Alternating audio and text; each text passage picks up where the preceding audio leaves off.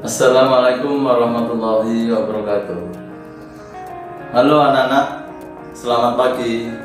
Anak-anak, kita sudah belajar tugas yang pertama, yang kemarin adalah mengenal negara-negara Asia.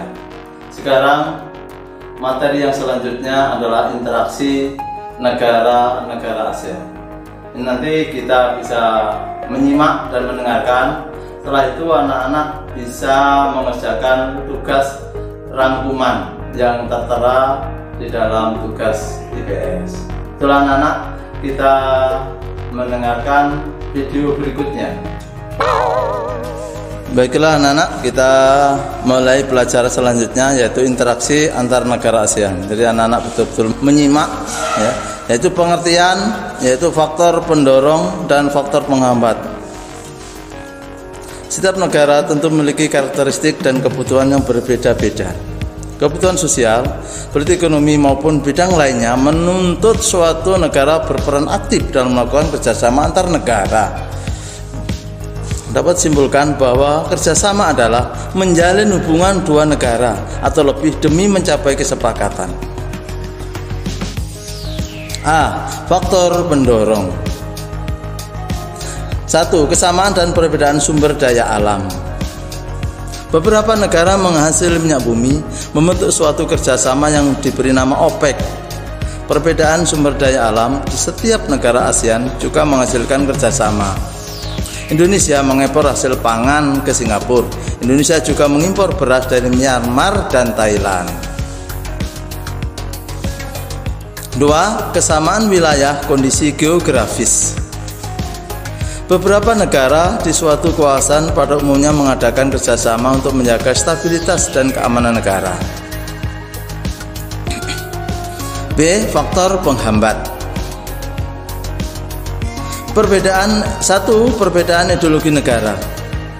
Ada beberapa negara tidak membuka dirinya terhadap negara lain. Oleh sebab itu, negara tersebut tidak bisa bekerjasama dengan negara lain.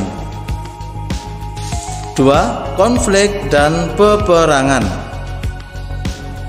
Konflik yang terjadi dalam dua negara atau lebih memunculkan perselisihan, pertikaian, dan perpecahan di antara dua pihak negara. Hal itu mengganggu stabilitas negara sehingga menghambat kerjasama. 3. Kebijakan protektif. Kebijakan protektif adalah kebijakan untuk melindungi industri dalam negeri. Misalnya, tidak menerima impor hasil pertanian karena dapat mempengaruhi kondisi pendapatan hasil pertanian di dalam negerinya. 4. Perbedaan kepentingan tiap negara. Tidak semua negara memiliki kepentingan dan kebutuhan yang sama. Ada beberapa negara yang tidak membuka dirinya terhadap negara lain. 2. Bentuk kerjasama sosial, politik, budaya, pendidikan, dan perkembangannya. A. Bentuk kerjasama di bidang sosial dan budaya. Kerukunan dan kemajuan bersama dapat tercipta dengan kerjasama antar negara ASEAN. Kerjasama dalam bidang sosial dan budaya dilaksanakan oleh Committee on Social Development. Salah satu kerjasama di bidang sosial budaya adalah pertukaran mahasiswa, seni budaya, dan perkembangan sumber daya manusia. B. Bidang kerjasama di bidang politik dan keamanan. Kerjasama politik ini ditujukan untuk menciptakan keamanan, stabilitas, dan perdamaian antar negara di ASEAN. Kerjasama ini menyepakati adanya JOVAN, persahabatan dan kerjasama dan kawasan bebas senjata nuklir. Kerjasama dalam bidang politik menciptakan ASEAN Regional Forum untuk membahas kasus-kasus terkini yang menjadi perhatian ASEAN. Salah satu contoh kerjasama politik dan kerjasama keamanan adalah pertemuan para menteri pertahanan. Tujuannya adalah mempromosikan dan stabilitas kawasan di bidang dialog kerjasama bidang pertahanan dan keamanan. C. Bentuk kerjasama di bidang pendidikan. Kerjasama di bidang pendidikan berfungsi untuk meningkatkan kualitas pendidikan dan daya saing internasional. Contoh kerjasama dalam bidang pendidikan adalah penawaran beasiswa dan olimpiade. 3. Pengaruh kerjasama bidang ekonomi, sosial, politik, budaya, dan pendidikan terhadap kehidupan di ASEAN. A. Pengaruh perubahan ruang dan interaksi antar negara terhadap keberlangsungan kehidupan ekonomi.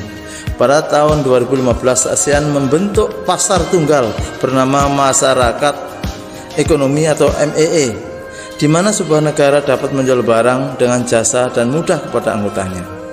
MIA tidak hanya membuka kasus perdagangan barang atau jasa, tetapi juga pasar tenaga kerja profesional seperti dokter, pengacara, dan lainnya. Kondisi ini dapat membuka peluang pekerja asing untuk mengisi negara yang berkekurangan sumber daya manusia. Pemuka MIA itu membawa manfaat yang besar, salah satunya adalah menciptakan lapangan kerja baru. Namun banyak perusahaan yang kurang puas karena kurangnya keterampilan pegawainya. B. Pengaruh perubahan ruang dan interaksi antar ruang terhadap keberlangsungan kehidupan sosial di negara-negara ASEAN.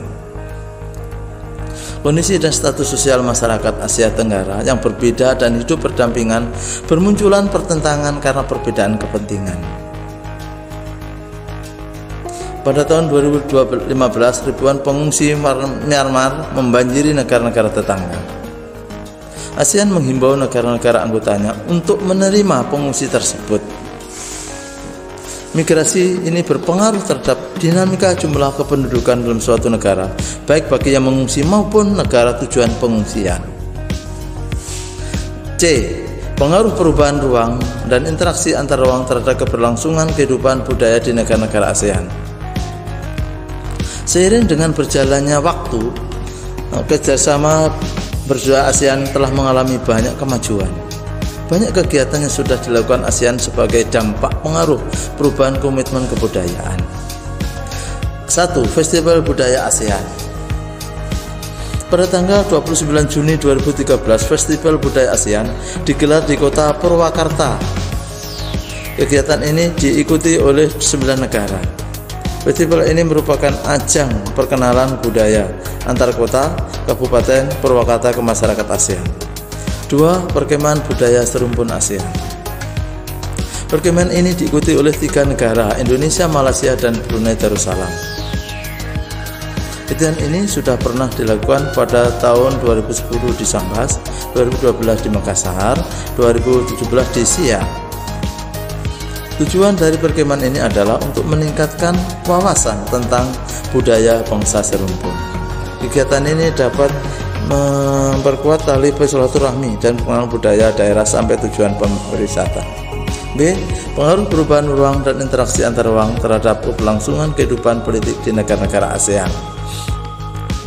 Perubahan dan interaksi antar negara antar ruang dapat mempengaruhi terhadap kehidupan politik baik negara maupun masyarakat di Asia Tenggara. 1. Sengketa perbatasan wilayah. Sengketa perebutan wilayah adalah mengklaim mengakui kepentingan suatu wilayah yang membuka. Pulau Sipadan, Lingitan merupakan bagian dari wilayah Indonesia, diklaim milik Malaysia. Hal ini dapat pelajaran bahwa Indonesia harus lebih tertib dan tegas dalam melakukan inventarisasi wilayah, terutama di kepulauan luar. 2. Pekerja migran. Pekerja migran semakin banyak dengan perkembangannya globalisasi. Negara asal dan tujuan harus membuat aturan sesuai dengan kesepakatan.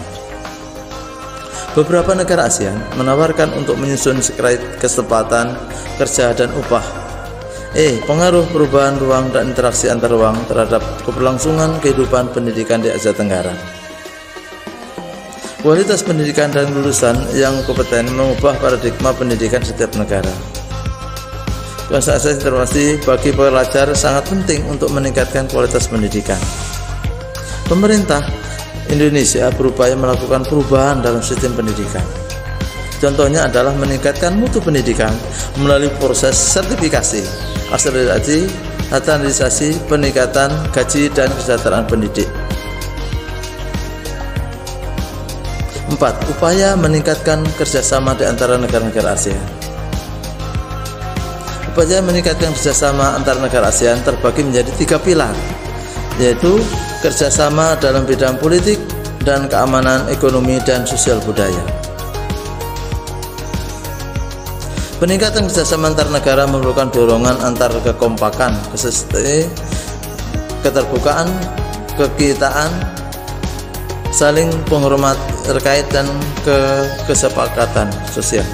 Dalam pilar sosial budaya ASEAN akan negara kependudukan, interaksi, ketenagakerjaan, dan kesejahteraan masyarakat. Dalam memperkuat daya saing, kawasan ASEAN berkomitmen meningkatkan kualitas sumber daya manusia dan kualitas lingkungan hidup. Dalam pilar politik keamanan, ASEAN terus berupaya meningkatkan kualitas pelayanan publik melalui peningkatan kemampuan pemerintah dan pelibatan masyarakat dalam pengambilan keputusan. Contohnya adalah masyarakat ASEAN dapat lebih mengenali keragaman budaya negara-negara anggota, saling menghargai identitas nasional masing-masing, dan lain-lain. Dalam pilar ekonomi, Indonesia memiliki produk kreatif yang memiliki daya saing cukup bagus dan pertumbuhan yang tinggi. Koperasi dapat dijadikan suatu program yang menarik karena sektor menengah ke bawah adalah salah satu komponen ekonomi bangsa. Terima kasih.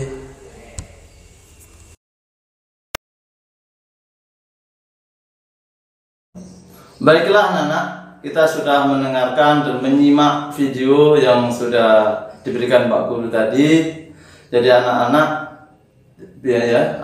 nanti bisa melaksanakan tugas, yaitu merangkum ya, dengan terperinci. Nah, setelah selesai rangkuman tadi ya, itu nanti anak-anak mengerjakan latihan soal ulangan. Ini mengerjakan latihan soal ulangan tugas yang pertama yang kemarin, yaitu dengan menulis soalnya dulu. Setelah tulis soalnya, ditulis jawaban yang betul saja. Jadi soal dulu, terus kemudian jawaban ditulis ya di buku tugas. Itulah anak-anak tugas dari Pak Guru. Assalamualaikum warahmatullahi wabarakatuh.